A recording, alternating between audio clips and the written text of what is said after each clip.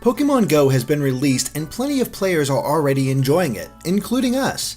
But the game doesn't do a whole lot to teach you about its basics, mechanics, and other aspects. So we're here to break it down and go over some tips so that you can enjoy your Pokemon experience right away or when it's available. Pokemon Go is a free augmented reality mobile game on iOS and Android where the main goal is to catch Pokemon in your neighborhood. For now, only the Pokemon from Generation 1 are available to catch. However, what's available for players to catch is dependent upon their location. While catching Pokemon is the main focus, there are other goals as well, such as visiting Pokestops and gyms, strengthening and evolving your Pokemon, and hatching eggs.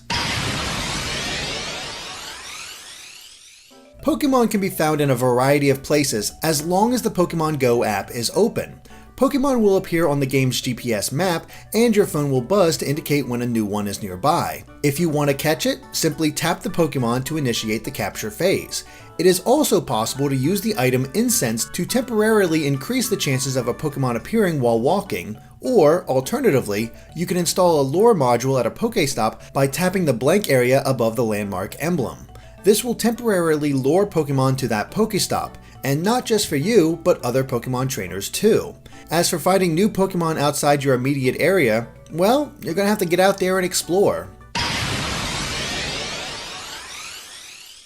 That's a tough one, so as we've already mentioned, the types of Pokemon you can find change depending on the region. But if you're looking for a specific Pokemon in your area, there is a nearby Pokemon icon in the bottom right corner of the map that will show up to 9 Pokemon that are close, along with footstep symbols, which display how close you are to that Pokemon. 3 steps means it's within a kilometer, 2 steps 100 meters, 1 step means it's within just 10 meters, and no steps means you will encounter it soon. If you want to find a specific Pokemon, tap its icon to highlight it. This will change the nearby Pokemon icon to that particular Pokemon and its footsteps, making it slightly easier to pinpoint as you roam around. The map will also show shaking grass at times, which indicates a Pokemon should be around that area, though it's not always a guarantee. Unlike traditional Pokemon battles, you don't actually fight the wild Pokemon in Go. Instead, you just throw Pokeballs until one actually hits the Pokemon and captures it, but it only counts if it hits the Pokemon first before it touches the ground. Now during battle, a circle will appear around the Pokemon that comes in 3 colors, green, orange, and red, which respectively represent easy, medium, and hard catches. This dictates how likely a Pokemon is to break out of a Pokeball, and if a more difficult Pokemon escapes several balls in a row, it might run away. Fortunately, there are several items that can help better the odds of a successful capture, such as Great and Ultra Balls, as well as raspberries that can be fed to the Pokemon to make the next Pokeball thrown have a higher chance of capture. The colored circles serve another purpose though. It's not just capturing the Pokemon that matters, but how well you time the throw.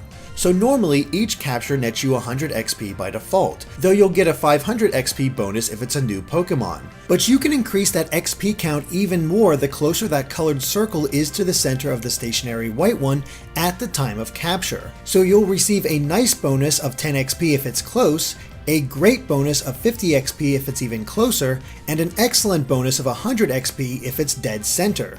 And if that's not enough, you can net another minor bonus of 10 XP if you catch the Pokemon with a curveball, which you can do by shaking the Pokeball until it sparkles and then immediately flicking it. You can also double the XP you receive if a lucky egg item is used and in effect.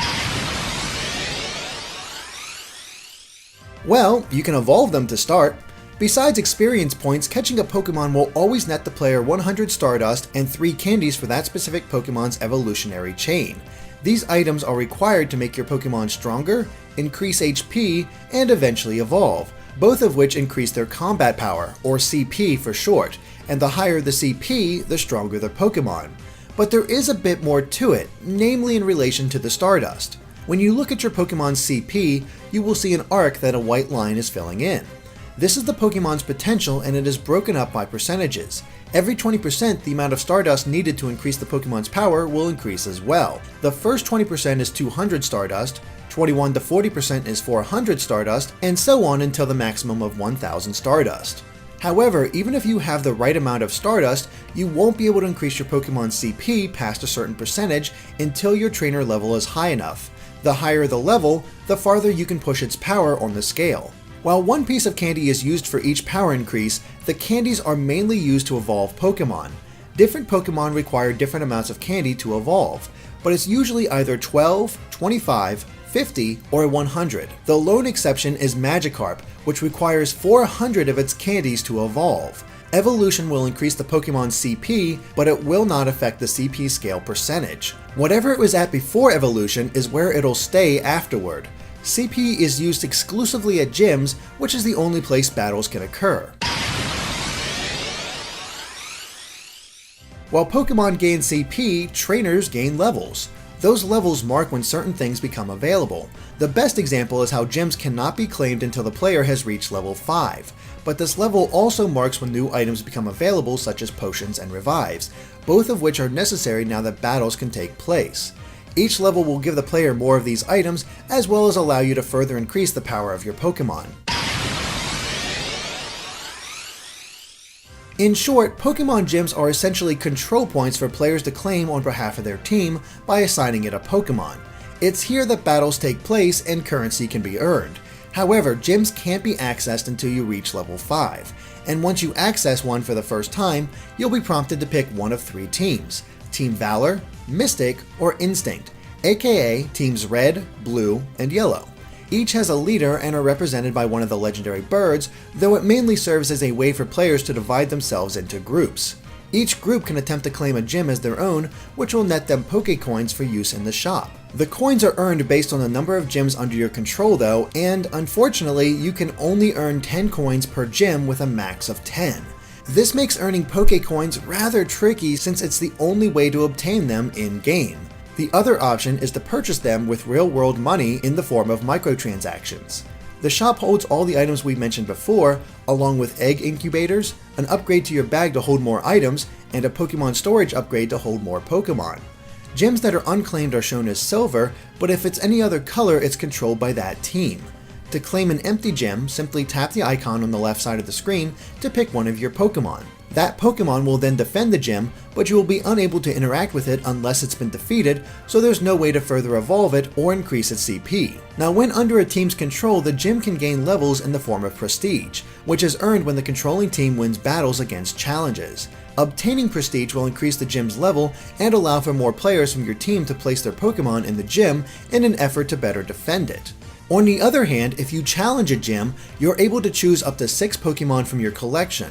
Battles are incredibly simple, mainly consisting of the player tapping the screen to have their Pokemon attack, and swiping left or right to dodge enemy moves. Yeah, it may be simple, but dodging could really save your Pokemon. Now every Pokemon has 2 attacks, their primary move and a special move that's charged during battle, which is automatically used as your next attack when ready.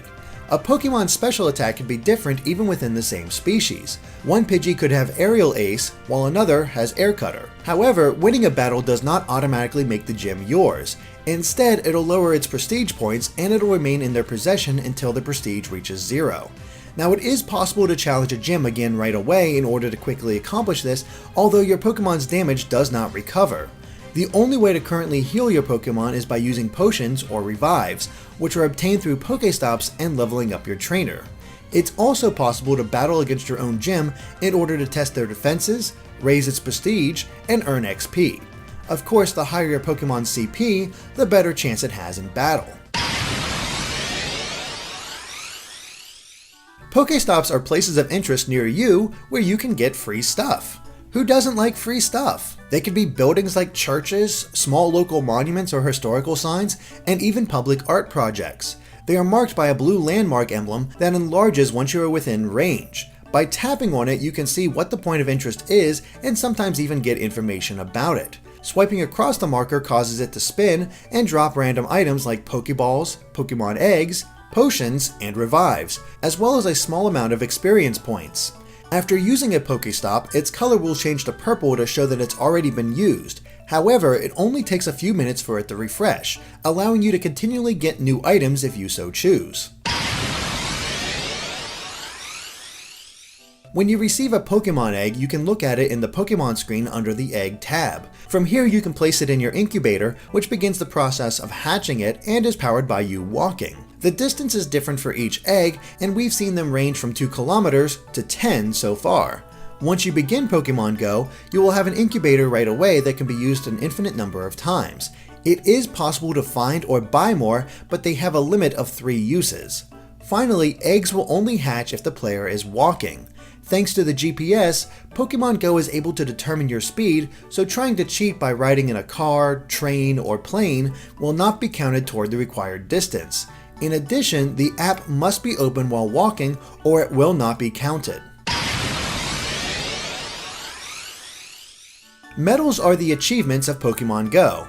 They track how far you've walked, how many Pokemon you've caught and their types, how many gym battles you've won, and various other aspects. Each medal has a bronze, silver, and gold requirement that gradually increases the number needed to earn that achievement.